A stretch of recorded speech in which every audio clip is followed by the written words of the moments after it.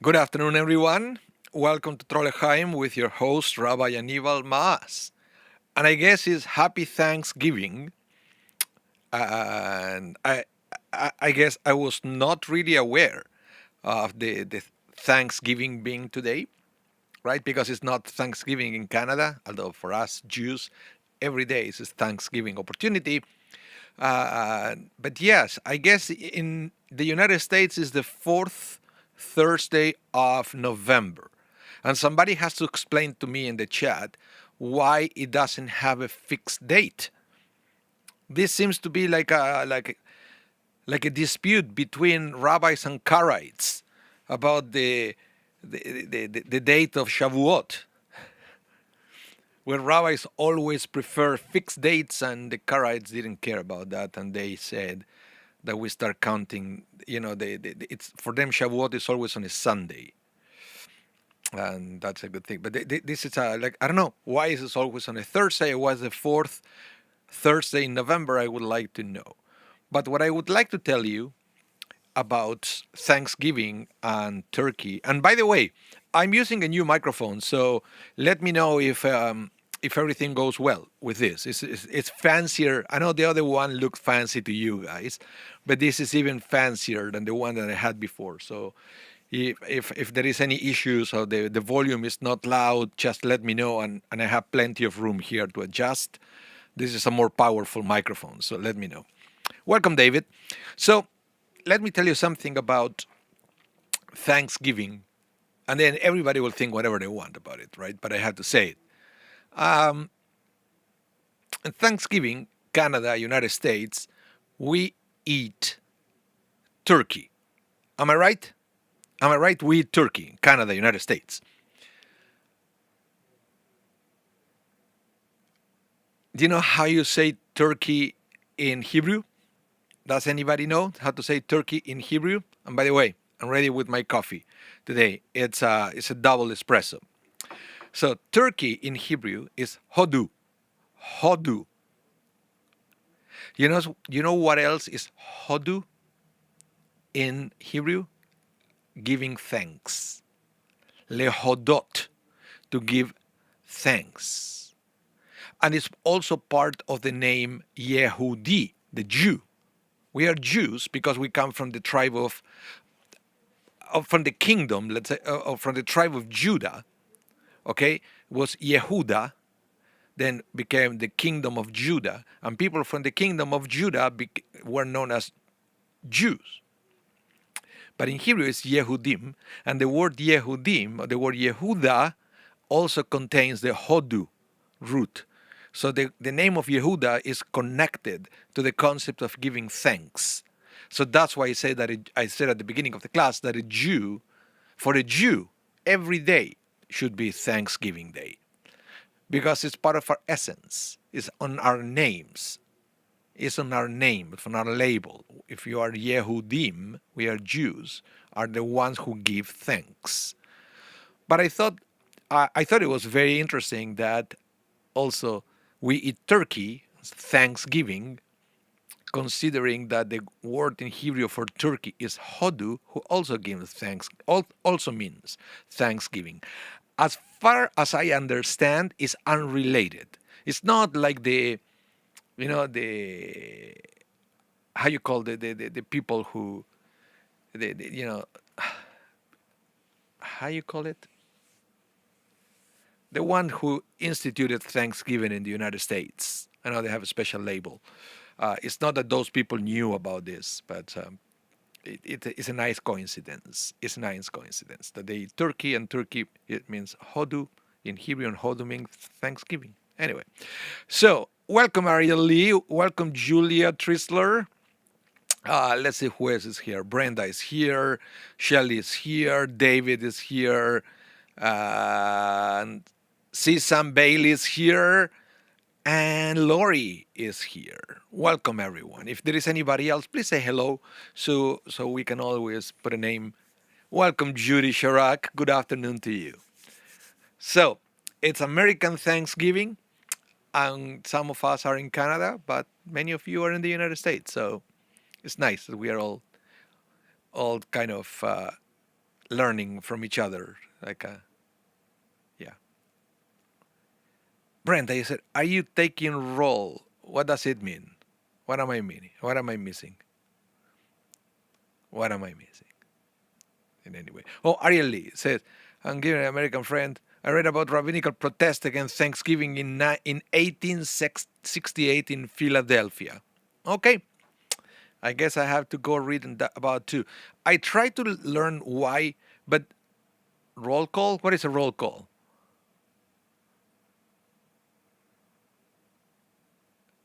Yeah, in Canada it's earlier. I guess if we wait some years, if we wait too long into November, the turkey will freeze before we can eat it. So it's in a different date. Thanksgiving here is closer to Sukkot usually, which is also interesting to connect the two, right? Yeah. Or taking role with attendance. No, I don't take attendance. I just want to say hi to everybody. When I have classes here, when you go to a class in person, it's nice when everybody knows everybody, right? You probably know on how, you go to a new class and the teacher will usually say, "Why don't you introduce each other?" And everybody will say their names and everybody say hello and stuff like that. So that's what I like to do at the beginning. Ariel Lee said, "I can see the email. It has to do with Christian elements in its original." Yeah, yeah, of course. It was the United States was heavily influenced by some Christian traditions, but at a certain point, it's okay. Who could be against giving thanks? I think it's a beautiful thing for all of us to learn to give thanks. Yeah, yeah. Brenda was joking. I know that she was laughing with the little face there, but then I didn't know the idiom roll call. Guys, you have to understand those are idioms, right? It's if you say to me, like taking attendance, well, I will understand that. But if you throw an idiom at me, I may be a little lost here and there. Okay, you should know that about me by now. Okay, so why don't we start with the parsha? This is the parsha that Jacob finally, he left home and he went to the new place, to Haran, the land of Haran, and there is where he got married. He was kind of conned by Laban, his father-in-law. So in one sense, sometimes the rabbis point out that Jacob was he tasted his own medicine, if you can say, because he remember how he tricked his brother, and he got away with it. He left the house, and then the first thing that happened to him when he went to the new place is somebody conned him, and he thought he was marrying Rachel, and then in the morning with the light, he realized that he spent the night with Leah, with Rachel's sister, and after he worked 7 years, 7 years he worked for Rachel, and then he wanted to kill Laban. And Laban said, okay, let's make another deal. Okay, you can marry Leah right away. Rachel right away. You can do that, but then you have to work another 7 years for me. But this time, you don't have to work first, and then I will give you the prize. You can marry the woman you love now, but then you have to do that. Lori, what at mandrake? Oh, that is. I think it's supposed to be some kind of vegetable, but we don't really know what it is. And they're mentioned in the parsha. They're supposed to promote fertility in women. I think it is a little bit of we don't unless somebody in the group knows what it is. My understanding is we don't really know. We don't really know what exactly the parsha is talking about when it mentioned this thing that they were trying to get pregnant. Yeah. In any case, okay, let's begin. Let's bring it because I want to start with that. I didn't really want to go to the topic of Rachel and Leah and how Leah is the one who started to have babies and Rachel couldn't have babies and she was kind of crazy. But you know that by now you should know that this is a common thing, right? For the mothers of Israel, that they were all barren until God said so. Have you noticed that? Sarah didn't have a baby until God said so. Then Rebecca didn't have a baby until God said so. And now Leah had babies right away. Why? Because the Torah makes it clear that Jacob kind of resented Leah. He wanted to marry Rachel. He fell in love with Rachel pretty much right away. And he was so happy because remember, the difference between Jacob and Isaac is when Eliezer went to Haran to get a wife for Isaac, he went with money. So of course he was received like as a prince. Welcome, Eliezer. Come to our house. Which daughter you want? Oh, Rebecca. Sure, you can take Rebecca, but because the money that was involved in the transaction was huge, huge. Eliezer, remember, he got all these camels loaded with money. But now Jacob went there with nothing. It may have been one of the conditions to leave unharmed, because remember, Esau wanted to kill him.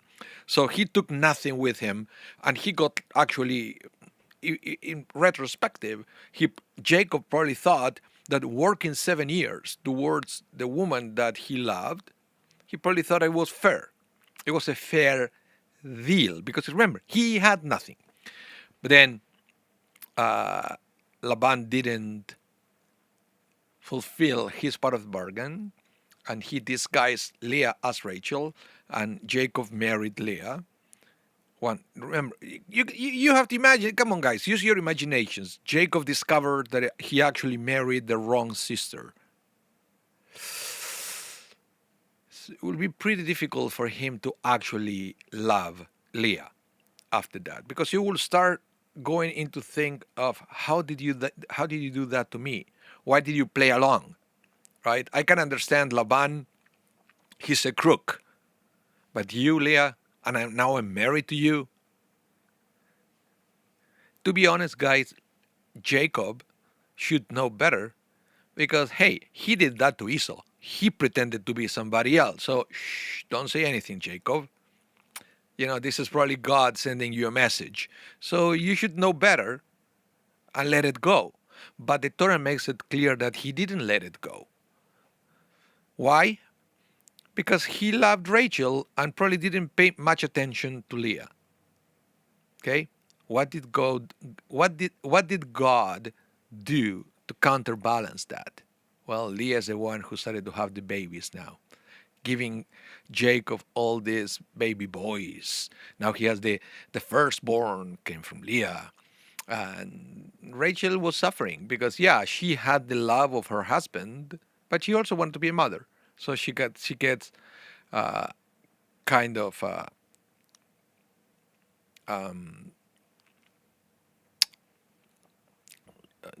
desperate and start doing all kind of weird things to get pregnant. Remember that Rachel also, when they finally, and I'm doing a huge jump ahead here, we have to go a little bit into the next parsha, when they finally left Haran to go back to Canaan, Jacob decided that it was time to go back home. Rachel was caught with her father idols. So we don't really know what's going on in Rachel's mind. Was it fully invested into the philosophy, monotheistic philosophy of Jacob? And this is kind of, and then she tried to do this magic ritual with the mandrakes. And Shelley Church, okay, first Brenda, you made a little, I bet you asked there Rabbi Google, and Rabbi Google said mandrake is a perennial herb with poisonous properties. And Shelley Chochinov asked another Rabbi Google, and she said, mandrake plant with fleshy parts resembling human body. Yeah, I learned. Yeah, and Brenda, you said the Torah is such a great soap opera. Yes, it is. Yes, it is indeed. So, Let's go back to this verse that you have in front of you. Vayetze Yaakov mi Beersheba, vayelech Harana. Okay? So Jacob left Beersheba and went towards Haran. The words of the Torah, Harana, but it's towards Haran. Okay? Now, what happened immediately after? The Torah says, Vayifga bamakom. Very interesting. And he came upon a certain place. The Torah doesn't say certain place. The Torah said he came upon the place. The place. Which kind of make you think that he already knew where he was going. And that's why the name is not even mentioned, because it's supposed, if the Torah doesn't mention the name, it's because it's supposed to be like a very obvious place. Maybe it was a place where many travelers stopped there, because back in the day, the Middle East didn't look the way it looks now. They have wild animals everywhere and many other dangers. So it makes sense that you will try to go to a place where other travelers will stop there, so you will feel a little bit safer. And it looks like that's what it is. So he came upon a certain place and stopped there, to that place that, with another name, but he knew about it. He stopped there for the night, for the sun had set. Taking one of the stones of that place, he put it under his head and lay down in that place. This is something that as a kid, when I studied this at school, in Hebrew Day School in Argentina, I was always wondering how this is possible. Because let me tell you something, a little confession in front of the camera. I always struggle with getting the right kind of pillow. This is one of my biggest issues when I travel and I go to different hotels. I always suffer miserably with the pillows. Okay, it has to be the perfect one, to the point that sometimes, depends on what kind of travel or for how long, I take my own. I take my own pillow with me. I probably looks ridiculous walking at the airport, right, with the luggage and the pillow under my arm. I don't really care, because without a good pillow, I cannot have a good sleep. So I always wonder as a kid, when I already have this obsession with pillows, how is it possible Shelly, you are not the only one.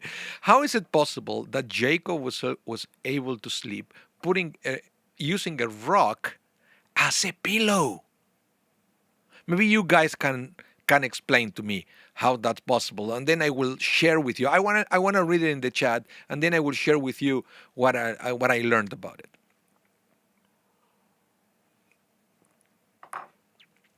How is this possible, that he was able to sleep with a rock under his head?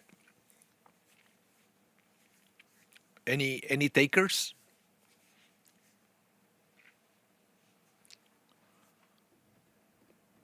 Smooth, flat stone.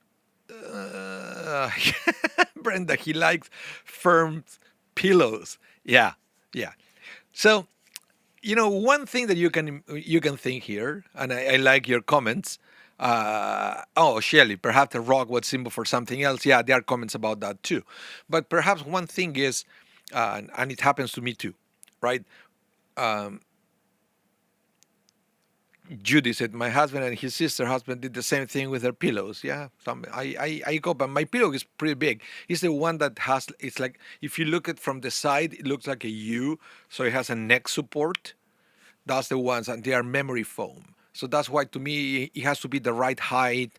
That's why I take it with me, because I made a mistake once. I called in advance to the hotel, and they said that they provide with memory foam pillows upon request, and it had the same shape. But when I got it, they were too small, totally useless. So I learned my lesson. I tried with my pillow. Going back to this, the other thing could be, and it happens to me too. When you try to sleep in the floor, you need to put something under your head. So it could be that it's a rock, but then it doesn't mean that you don't put something on top of the rock, in between the rock and your head.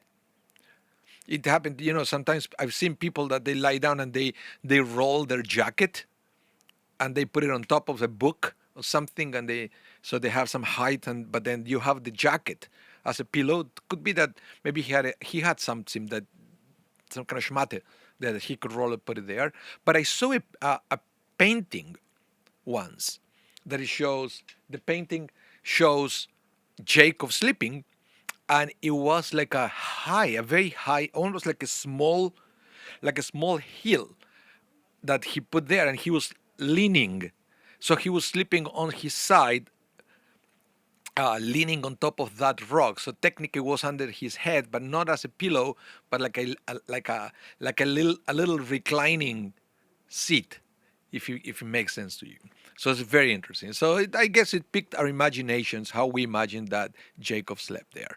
Okay, but let's go now to what the rabbis are saying about this journey of Jacob. Okay, let's go to Midrash Rabbah. It says, Rabbi Pinchas, in the name of Rabbi Huna bar Papa, began his discourse on our verse with the following exposition. Again, remember what I always mention?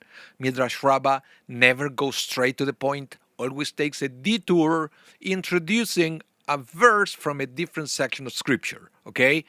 I will keep repeating it because it's a very important thing that we should know. This is the signature of Midrash Rabbah. Never going straight to the point, always taking a detour, introducing another verse that they will say that in the world of Midrash is connected to our parsha. So it says, they began the discourse on the verse with the following exposition. Then, and this is from the book of Proverbs, then you will walk safely on your path, and your foot won't stumble. When you lie down, you won't be terrified. You will lie down, and your sleep will be pleasant. Okay? So what is it saying here? And this is what sometimes I love to see, that Midrash Rabbah says that when Proverbs was written, the story of Jacob was in the head of the author, to get the inspiration to write these beautiful words, to have that, the words of giving this advice to people to feel secure in your God to the point that you can have a pleasant night. The way Jacob did. And we are going to see that. So now Midrash Rabbah explains, then you will walk safely on your path, is an allusion to Jacob. As it states, Jacob departed. So it's talking about a journey. Okay, the journey of Jacob. And then Proverbs says, then you will walk safely on your path. It means that even before going to bed, going to sleep, Jacob was strong on his faith. He believed in God at the beginning of the journey, because that could be one of the biggest issues when people need to start a new journey. They get petrified by the uncertainty of a new path, right? Most of the time in these days, when we plan a trip, we know where we're going, we can research in advance. But what if you cannot do that? And you have to start a new project. And it happened to people who moved to a new city and know nothing about it, about the new society, the new culture, these new traditions. And it could be intimidating, terrifying. It takes a lot to start the journey with that sense of, no matter what comes my way, I will be able to handle it because God is with me. Wow, it takes a lot. But Midrash Rabbah is hinting that that was the kind of journey that Jacob started, right? The fact that he didn't have any material things with him, it might be also a hint of the total trust on the spiritual realm. I always wonder like the Torah mentions specifically that he had nothing material with him. So, and I guess it's true for us too, right? When we have nothing, then you really have to trust in God. As soon as we start having things, is when we stop trusting in God and we start trusting on our things. Am I right here? Right?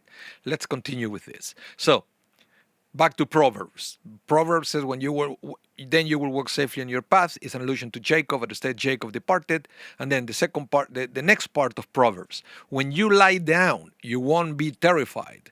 And this is again talking about Jacob, okay, and his fears, or his controlled fears of Esau and Laban. And then it says, you will lie down and your sleep will be pleasant. It also refers to Jacob, of whom it states, and he lay down in that place, and that the verse we just read before, right? Lori, you said, yes, I get it. Once my flight got rerouted to Dubai, I was terrified. Yes, you see, this is what I say sometimes, that every Jew should have their favorite biblical stories to replenish our faith energies whenever we need it. And this is true because,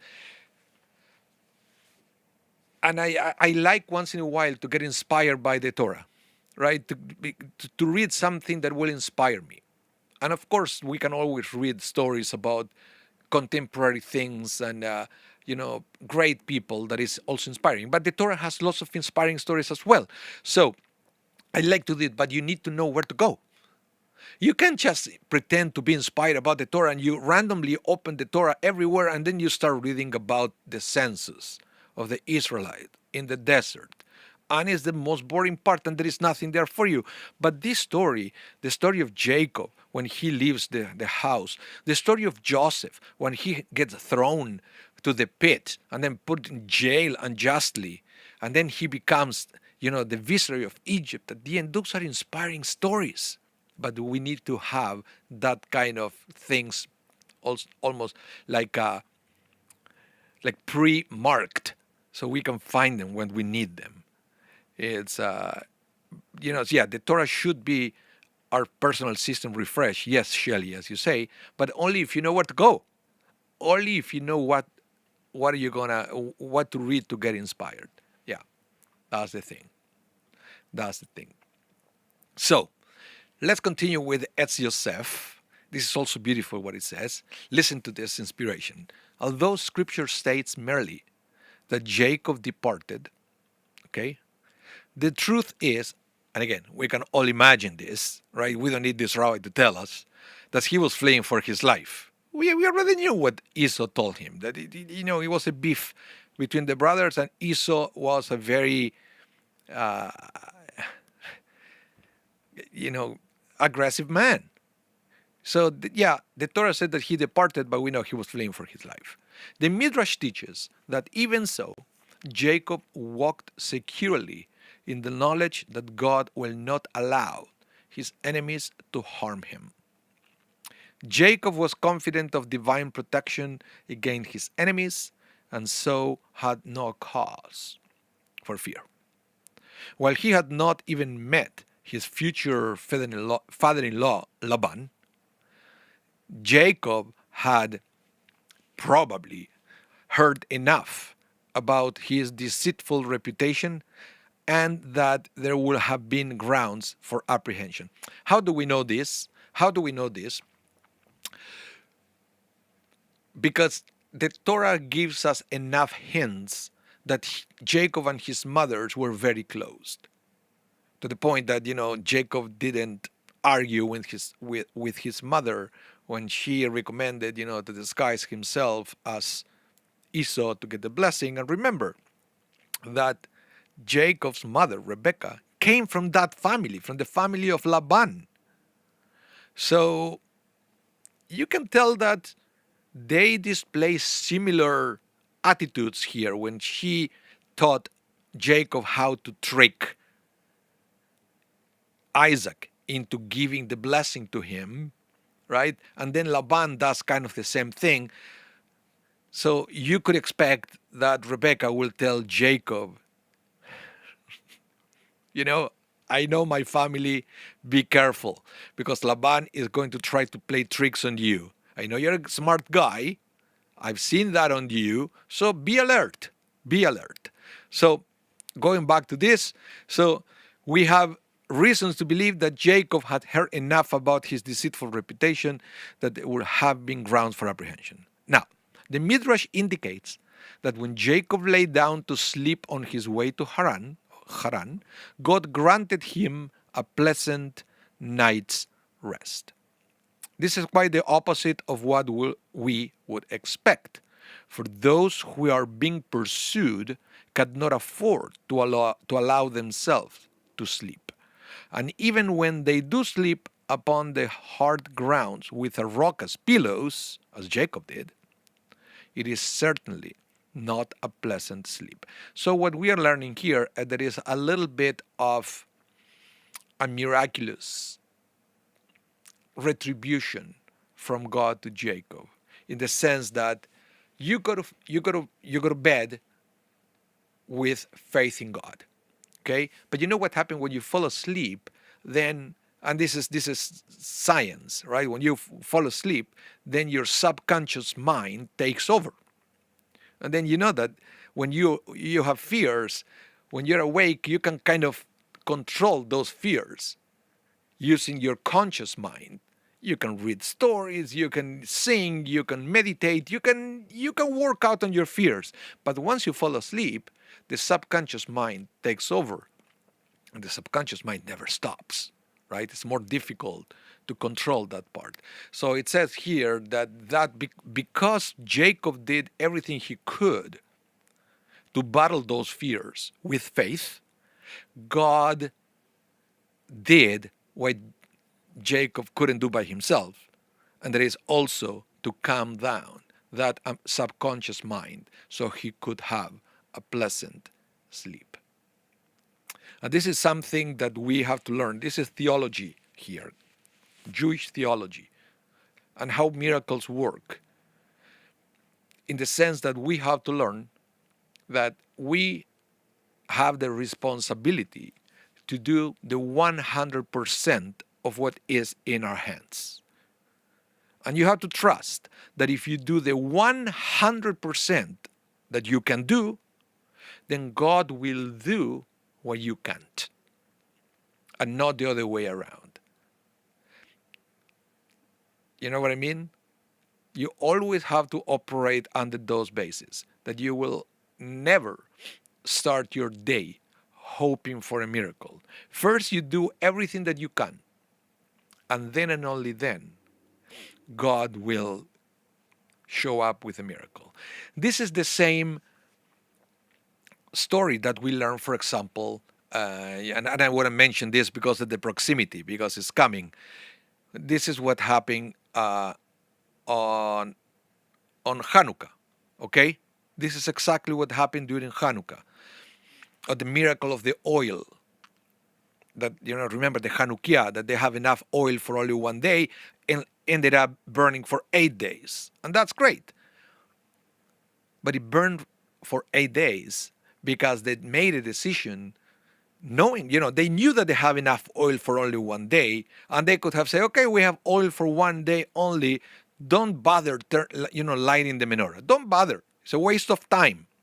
But the rabbi said, but because they overcame that idea, and they nevertheless lit the menorah with the little bit of oil that they had, because they used their 100% of what they had, then God showed up and made the miracle happen. So the light burned for 8 days until more oil came their ways.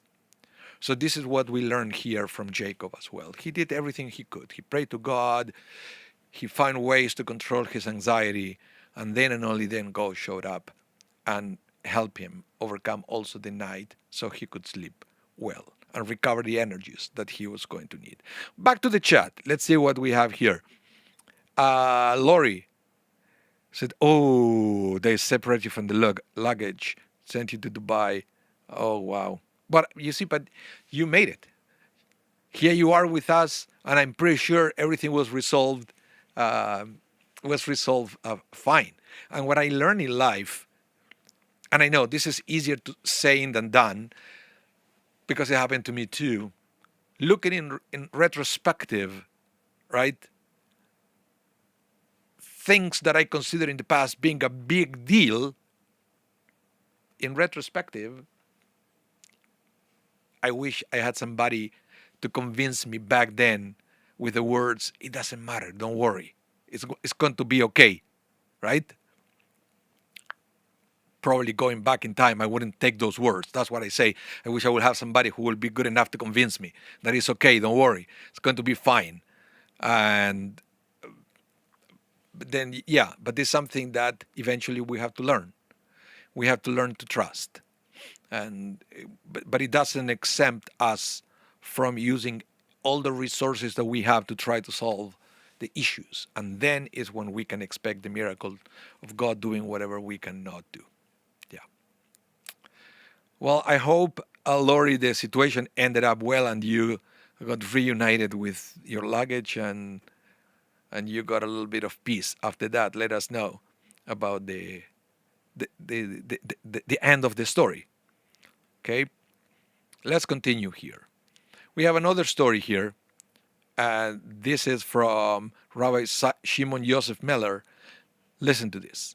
The early days of World War II found Warsaw under intense bombardment by the advancing German armies. The Brisker Rav, Rabbi Yitzchak Zev Soloveitchik, was trapped in the city and stayed at a particular home. Opinions swirled regarding the relative merits of residential homes versus bomb shelters. The residences offer less protection against the bombs. The shelters were fortified, but will become sealed tombs in the event of a direct hit. Deciding that one place was not safer than the other, the Rav stayed where he was. The house, just a few feet away, was reduced to a pile of rubble. The fear was palpable, yet, to the amazement of his host, the Rav would lie down at night and sleep peacefully. How is that possible? They asked him, especially someone like you who is known to agonize in your halachic decision over even remote possibilities of danger to human life. So what happened here, let me back up before we go to the next slide, and it is that, when, and this comes more often when you study medical halacha, Jewish law applied to medicine. For example, when you're talking about organ donations and transplants for one living donor, right, to the recipient, and how much risk you can take, because when you go under the knife, you are even if the doctor tells you that it's okay, it's safe, there is always risk, right? So they are experts that they measure what is the level of risk that you are taking. So there are rabbis like this guy here, like Rabbi Yitzchak Zev Soloveitchik. He liked to study this when there were different situations, to analyze the risk, if it's kosher to take the risk or not. And it looks like, when this guy was in the middle of trying to make all these halachic decisions, he couldn't sleep. He was so disturbed for this that he needed to find an accurate decision. He couldn't sleep, but now that the bombs were falling, he goes and sleeps with no problem, right? So they're wondering, what is different now that allows you to sleep peacefully? So the Rav replied, you misunderstand those fears. They are not motivated by fear of dying. Rather, the Torah obligates me to take all necessary steps to preserve my life, right? And I'm always concerned that perhaps I have not been sufficiently careful in that regard. In the present situation, however, there is no possibility of escaping the danger. One place is not more secure than another. I know then that I have done whatever I am obligated to do. Shall I then be unsettled simply by fear of dying? Thus did King David say when he being pursued by Absalom, I lay down and slept. I awoke, for God supports me. And that's the thing. And again, we are studying here the story of a rabbi who was, in some sort, at the level of faith that Jacob showed at the story in the Torah. With somebody, when I know when we have decisions to make, we get anxious, right? But what if you are in a situation where you don't have any decisions to make. You can't make a decision. It's impossible. The decision was made for you. What do you do? It takes a lot to be at peace with the situation, knowing that there is nothing else you can do. Well, there is something that you can do, of course. You know, don't sleep. Keep thinking. Try to find a solution. But when you reach a point that there is nothing else to do, both Jacob and this rabbi, they both slept because that's what faith did for them. Reach a point that all you can do is to trust in God. And that's what they did. And we struggle. I struggle. I don't know about you. Sometimes I struggle about this level, this saying to myself, there is nothing else I can do. All I can do now is to trust in God. It's a tough one. It's a tough one. Lori, you said, I was on my way to Israel, sent my luggage to Amman and me to Dubai. I learned that Hashem will get us to Jerusalem. Jordanians and Emiratis can be pleasant. Okay? Okay. Well, yeah. Shelley, you say, we are often tested. Yeah, but that's another topic. All the tests from God. That may come from another parsha. All the things we have to go through. Okay, so similar situation of which just read, about Jacob, about this rabbi in the middle of a bombardment. This is a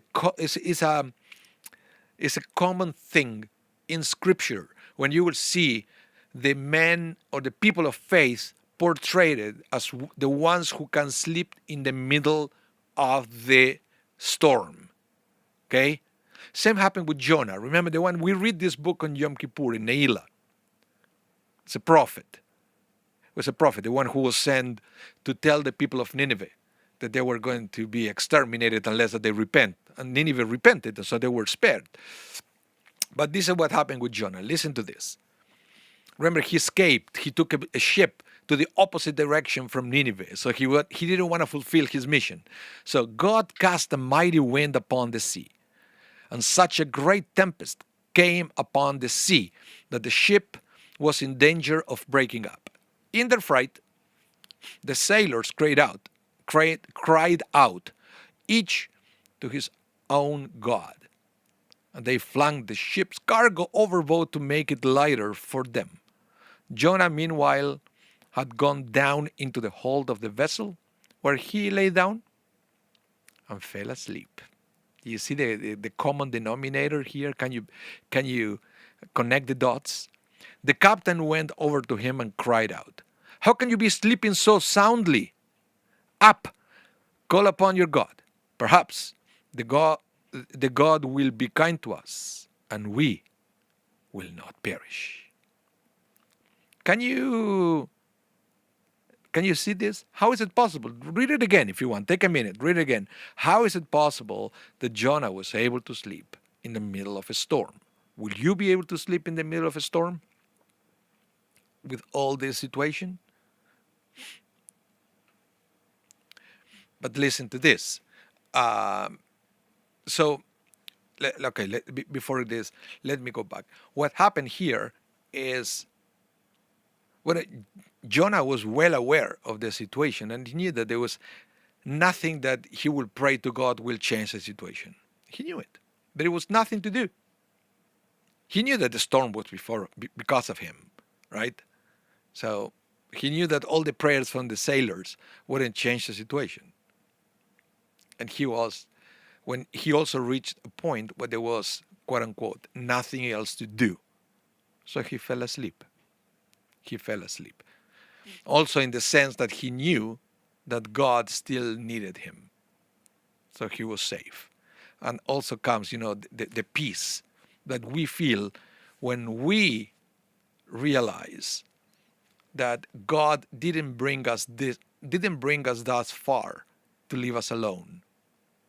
It's a huge thing when you can think that way. You can say to yourself, God didn't bring you this far to leave you alone. God was with you all along the way until here. Have faith that God will continue to be with you tomorrow. So that's what it is. Yeah, Brenda, you said we need to have faith daily in every chance decision we make. Yes, but also be careful that faith doesn't mean that you know what is going to happen. All the opposite. Because to me, the opposite of certainty is faith. And the opposite of faith is certainty. If you have certainty, you don't need faith. Faith in when you don't know what is going to happen, but you trust that whatever is going to happen, somehow is going to be good for you. So that things are not happening and are not going to happen to you, but for you.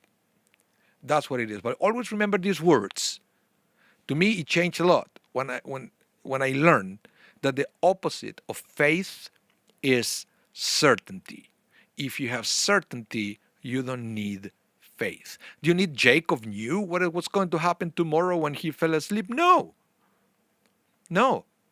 Do you think the rabbi who was sleeping in the middle of a bombardment knew what was going to happen tomorrow? No. Jonah also didn't know what was going to happen. And you know what happened with Jonah? Eventually, he ended up inside the fish and he didn't know that. He didn't know that. But nevertheless, he was able to sleep because he knew that, whatever was going to happen tomorrow is what is supposed to happen. And it will be something good to him about it.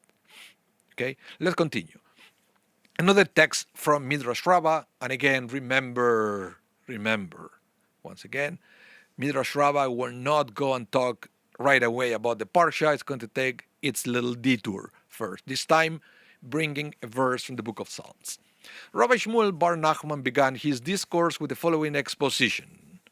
Shir la'ma'alot esayna ele'arim, a song of the ascents. I rise my eyes to the mountains. Where will my help come from? My help comes from God.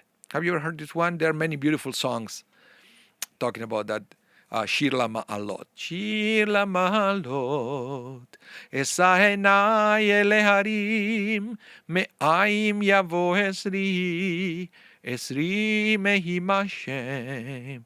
Oh, beautiful song. So, okay, opening verse by Rabbi Shmuel bar Nachman. Now he continued connecting the verse with the Parsha. This was spoken by Jacob, who meant, I rise my eyes to my mentors. So here the Midrash is changing the vowels of the word. It said Heharim, to the mountains. But then remember, the original Hebrew didn't have nekudot, the dots, the vowels, no vowelized. Then the rabbis added it. So you can also read, instead Esainai el Heharim, you can read Esainai el Hahorim. Horim, to my mentors, or Horim could be also parents. It depends on the context. Okay, so what it says here, it says,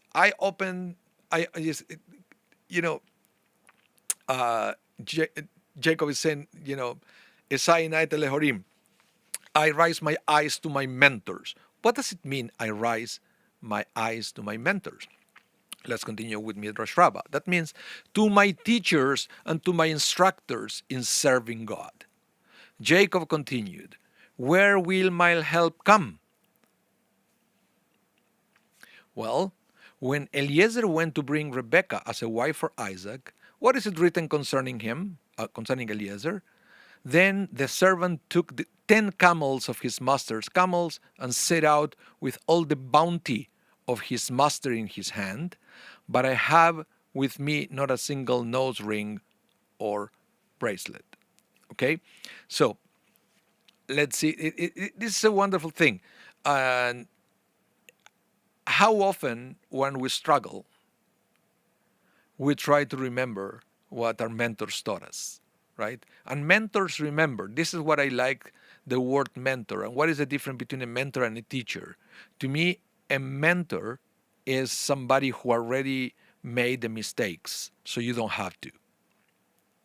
A mentor is somebody who learned by mistakes, by experience. They have the experience because they already learned it from life. And I always mention that you have two ways to learn. You learn by mistakes or you learn by mentors, right? Because you make a mistakes, you learn from the mistakes. But if you have a mentor who already made a mistake, and the mentor can tell you what not to do to avoid that, well, hello, I rather learn from your mistakes than from my mistakes. I don't want to make mistakes. It's painful. So we get close to mentors who already made the mistake, so you won't. But this works only if you remember their words at the right time.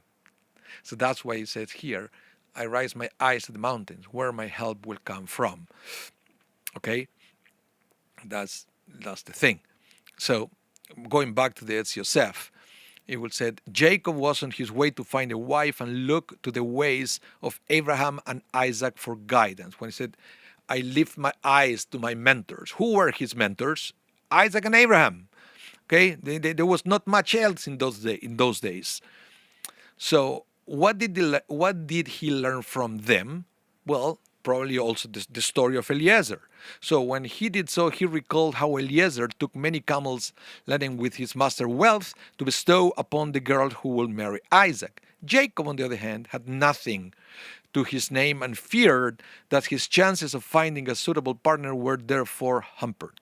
So he calls out, where will my help come from? Now, in the Hebrew of that verse of the book of Psalms that I just quoted, the word for help is Ezri. Ezri me'im Adonai, right? Ezri. So the word for help, Ezri, is an allusion to a wife. For Eve was called Adam's help, and the Torah calls it Ezer. You see, Ezer, Ezri is the same word. So Jacob was thus asking, without any money, because Eliezer had all these camels, but I have nothing, not even nose ring, nothing. Without any money, how will I attract a wife? So he was asking his mentors, give me guidance to try to learn how can I get a wife without nothing. Where will my Ezri come from? So Ezri, at the end, that's what he said in the book of Psalms, Ezri, in the sense of my wife, not my help, but my wife, Ezri me'im Adonai.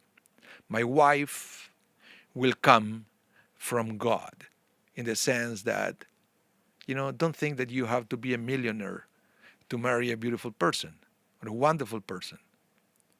You don't have to, because we have examples of people who had all the money in the world and they marry a person who made them miserable. And all the opposite. People who had nothing, but God guided them into meeting a wonderful human being. And that is what also we are learning from Jacob in this week's Parsha, right? Brenda, you say, where was J-Date? Yeah, well, I think the problem is he didn't have, Wi-Fi coverage there, so that's why he couldn't use it. That's the thing. And I know that they had Wi-Fi back in the day, and we know that because there are archaeological teams that they couldn't find any wires in ancient Middle East. So the conclusions for them was that everything was wireless back then. Am I right? Yeah, of course. So that is the thing. Okay, and one more thing here before we end. Rabbi Abahu began his discourse on this passage with the following verse: house and riches are an inheritance from one's ancestors, but a wise wife comes from God, right? So he would say sometimes a man goes to find his mate, and sometimes his mate comes to find him. In the case of Isaac, his mate came to him. As it states, Isaac went out to supplicate in the field towards the evening, and he raised his eyes and saw, and behold, camels were coming, etc. And Rebekah raised her eyes and saw Isaac. She inclined while upon the camel, right? And so Rebekah came to him. But on the other hand, we learn Jacob, on the other hand, went to find his mate, and as it's written, Jacob departed. Okay, so it's a good thing. So the reality of life. Sometimes it's again to prove that when it comes to our soulmate, it's whatever God wants. And sometimes you can try, and nothing happen, and then you meet a person by coincidence, like Isaac. And sometimes all the opposite. You find the person. Very interesting. Okay, so thank you for. Okay, so I'm glad to hear that the mic sounds good. It's pretty much the mic that I'm using here is the fanciest thing you can get. I don't know if you can see it. I will raise it. Look at the size of this thing. It's this mic will be the envy of any decent YouTuber, by the way. Okay, and we also use this mic to record with my youth choir.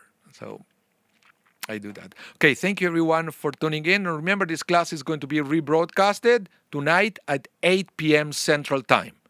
Central Time. Okay, we are in Central here in Winnipeg. And what else? Well, happy Thanksgiving to all our American friends. And remember, as I mentioned at the beginning of the class, for the Jew, every day is Thanksgiving. It's a part of our name. Jew comes from Yehuda, and the root of Yehuda is Hodu, which means thanksgiving. So it's in our essence. So let's be thankful, guys, for everything. And maybe it's one of the easiest way to find faith is through gratitude. Okay, just removing a little bit of expectations, because expectations makes you unhappy. You know that when you don't meet your expectations, you suffer. So sometimes it's about to lower or remove expectations and trust, and just being grateful for what life offers. Thank you, everyone. Have a wonderful rest of your day. Please stay safe, and hope to see you soon. Bye, everyone.